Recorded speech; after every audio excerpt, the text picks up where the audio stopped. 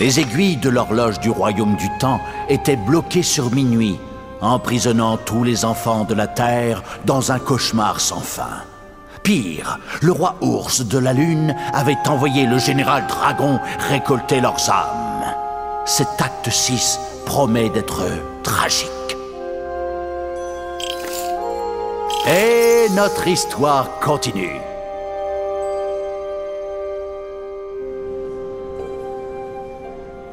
Dragon avait été appelé à quitter son repère céleste afin d'annihiler sans merci tous ceux qui oseraient défier son impitoyable souverain. C'était également Dragon qui, nuit après nuit, enlevait les âmes des enfants sur les ordres du tyran. Et oui, c'était entre autres à cause de lui que Kotaro se trouvait là où il était aujourd'hui. Mais il y avait désormais bien plus en jeu que la vie de notre héros. Les âmes de tous les enfants de la Terre étaient menacées. Après avoir déchiré les cieux et ouvert une porte vers la Terre, Dragon se mit au travail, moissonnant les âmes des enfants englués dans leur cauchemar. Dragon! Apporte-moi ces âmes sur le champ! J'en ai jamais vu autant d'un coup! Si le roi ours de la Lune les absorbe toutes, ce sera une catastrophe absolue! Car non seulement je ne serai jamais souveraine de la Lune, mais il dirigera l'univers tout entier! Allez, Kotaro, au boulot! Arrête ce monde! Wouch! Kotaro vit Dragon prendre son envol, des centaines d'âmes dans son sillage. Vite, Kotaro! Il ne faut pas le laisser atteindre le castel noir! Fais le turbo!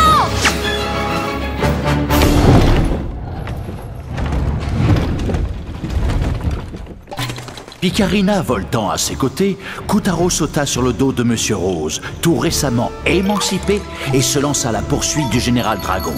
Par miracle, il... Accrochez-vous! Des nuages noirs assombrissaient le ciel au-dessus du castel noir.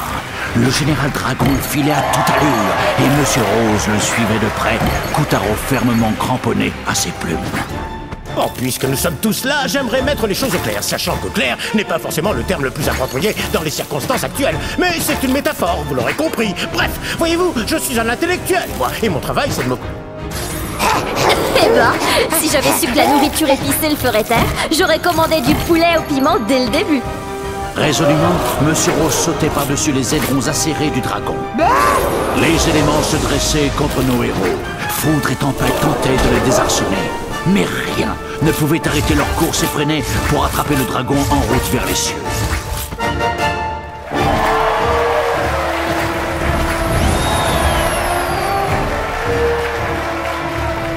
Utilise le ballon pour sauter. Monsieur Rose volait avec tant d'énergie que ses ailes semblaient sur le point de se briser. D'où lui venait cette détermination? Était-ce de la colère envers le roi ours de la Lune qui s'était servi de lui comme aiguille dans l'orge? Était-ce une soif de justice? Un besoin de réparer ses erreurs? C'est un manque de chance, voilà ce que c'est. Et qu'entendez-vous par ces erreurs? Ce n'est pas moi qui ai cassé l'horloge tout de même. Et en plus, elle n'était plus sous garantie depuis longtemps. Exactement. Peu importe la terrible tempête qui s'acharnait sur lui, Monsieur Rose était déterminé. Justice devait être faite. Ah, ce n'est pas ça que j'ai dit. N'allez pas inventer des histoires.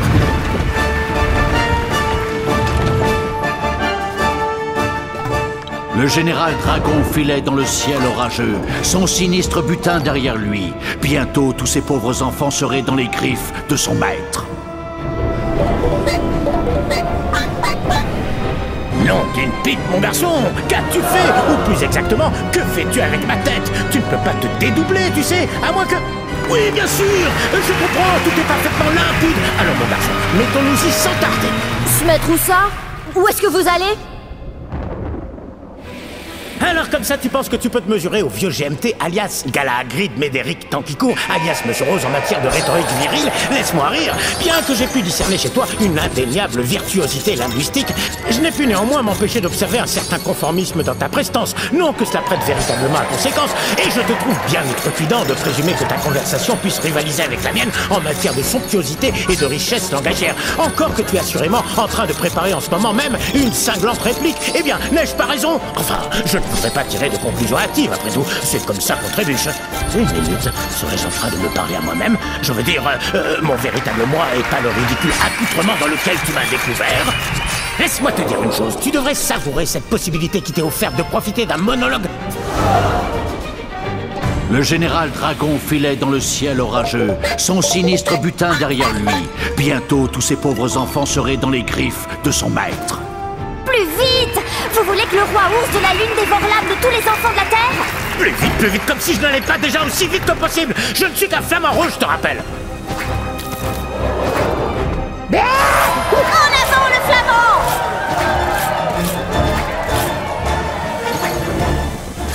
La justice sacrée pour le moins piquant de la capsaïcine galvanisait Monsieur Rose. À chaque lampée de sauce pimentée, le cœur et les muscles du volatile se gonflaient d'énergie nouvelle.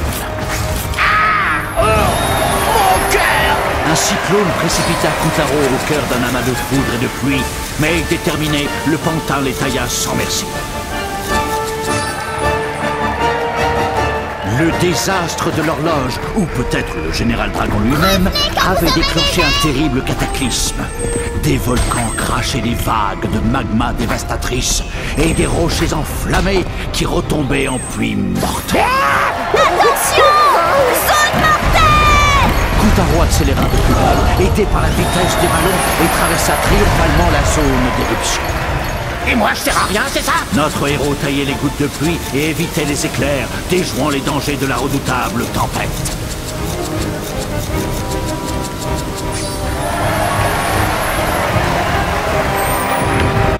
Il faut qu'on traverse ces nuages! Si tu crois que je vais me précipiter sans même voir où je vais, ce qui semble être ta façon de faire, tu vis sur un petit nuage, jeune fille.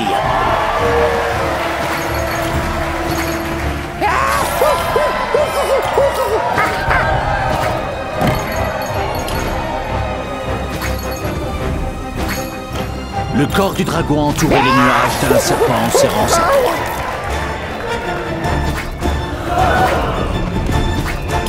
Pendant ce temps, les volcans avaient décidé de pimenter un peu l'action et des rochers de feu se mirent à déchirer les nuages. Le corps du général Dragon donnait l'impression de n'avoir pas de fin. Comment on va le rattraper avec tous ces trucs qui nous bloquent le passage?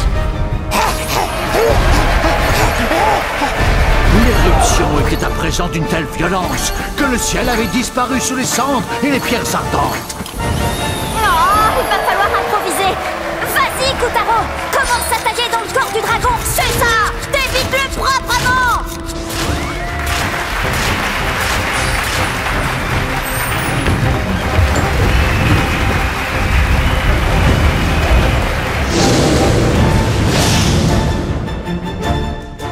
Enfin, après que Kutaro se fut livré à une petite opération de chirurgie esthétique, le fier et puissant dragon daigna s'intéresser à un lui. bout de queue?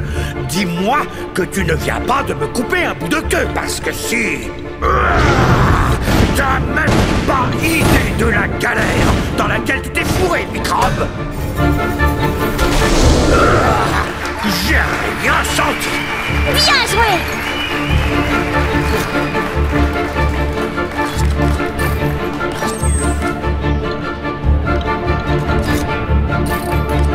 Je suis la fille du soleil et tu essaies de me brûler? D'accord.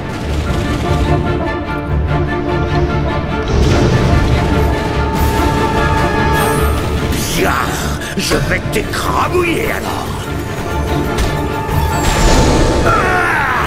Ça, tu vas me le payer cher. C'est ça! T'y es presque!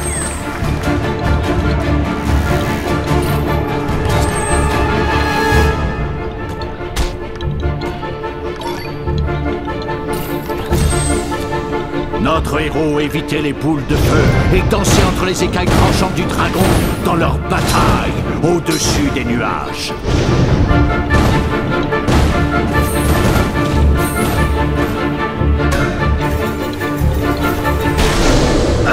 Je m'en fiche. J'en ai d'autres. Vas-y, gamin. Je sens rien. Il essaie de filer! Coupe le long de son corps pour le rattraper. Calibrus était plus résistant que l'acier et notre héros gagnait rapidement du terrain.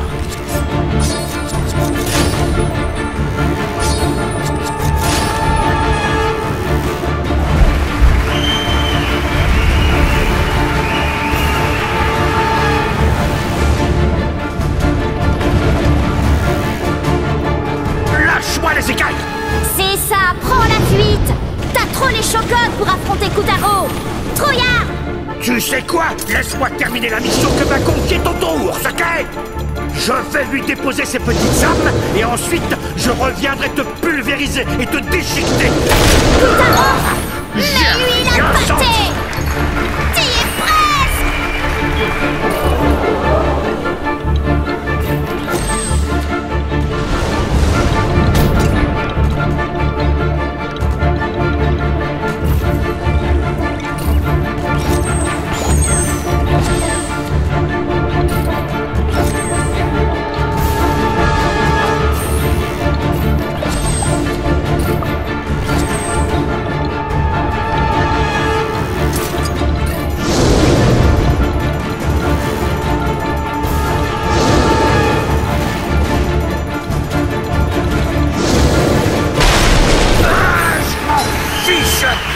J'en ai d'autres en réserve. Tu commences sérieusement à me couper. Mais t'es un dragon ou une poule mouillée? Suis-le, Kutaro! Kutaro cisaillait les sombres nuages engendrés par le dragon tout en poursuivant la bête dans les cieux.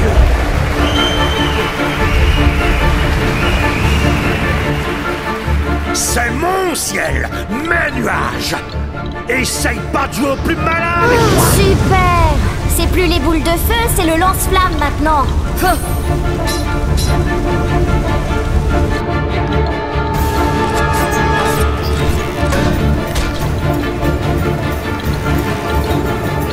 Tu vas te retrouver dans le vide. Il est en train de démolir les nuages.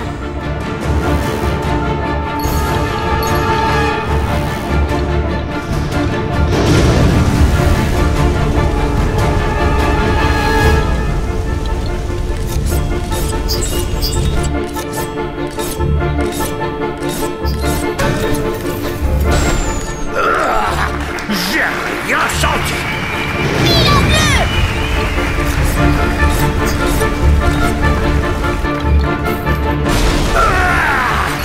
Ça, tu vas me le payer cher.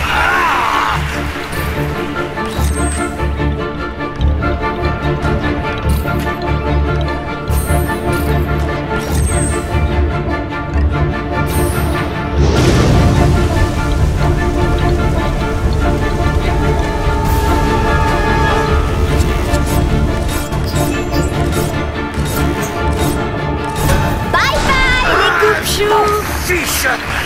J'en ai d'autres en réserve.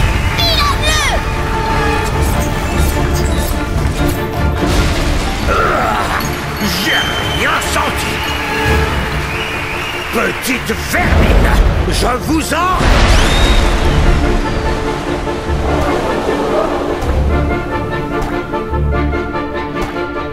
Il est grave à la ramasse. Donne tout ce que t'as. Kutaro taillait dans les nuages et esquivait la foudre. Attention, Il avait il y a un un trou compte à dans les régler avec Dragon. T'as un dragon à choper, je te rappelle.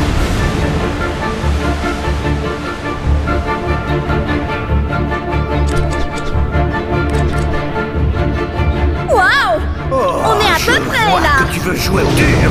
Je vais te dégommer ta petite tête de marionnette. T'es coincé, Kutaro.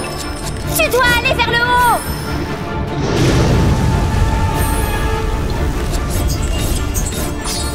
Oh, où est-ce que tu vas? Ah! Il nous poursuit!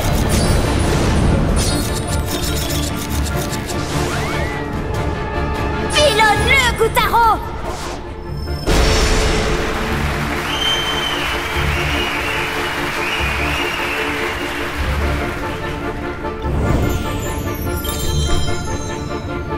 T'as pas encore gagné. Je m'échauffe à peine. On va voir si tes fameux ciseaux magiques sont capables de désinguer un dragon.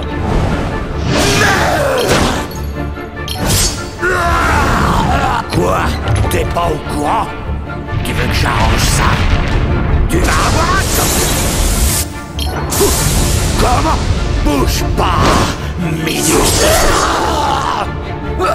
Tu te bats bien.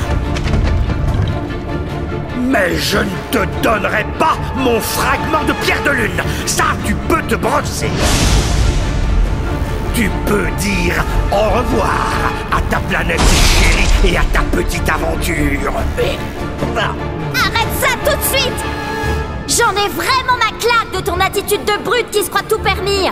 Je vais te montrer ce que Picarina est capable de faire. Kotaro, t'es peut-être pas d'ici, mais t'es notre héros. Je sais que tu peux gagner, tu peux le battre.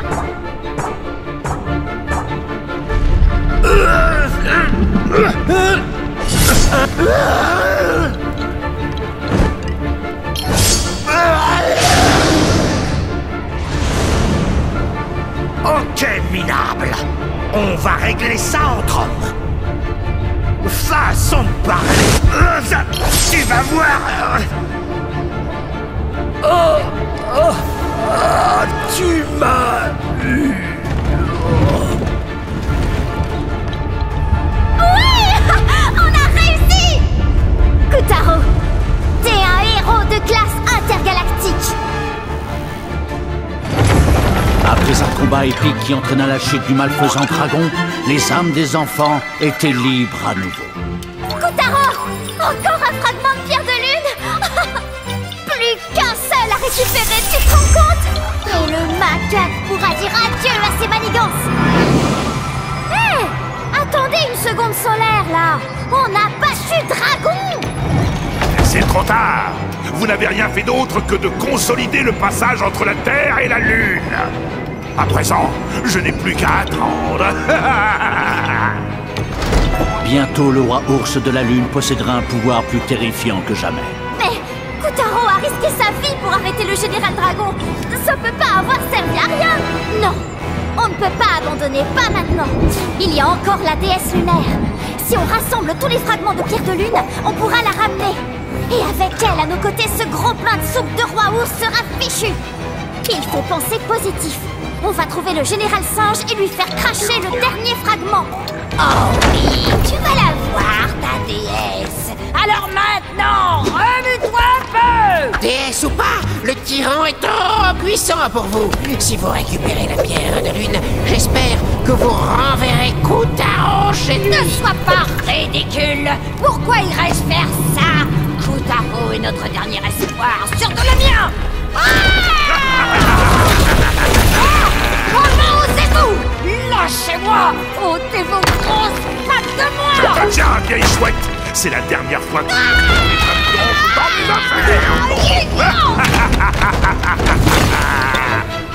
Misère. Mais c'est terrible. Le dragon avait été vaincu et il ne restait qu'un fragment à récupérer. Kotaro était sur la bonne voie. Mais la sorcière était maintenant entre les pattes du tyran, qui pourrait bientôt compter sur la puissance de millions de nouvelles âmes. Ce ne serait pas une promenade de sang.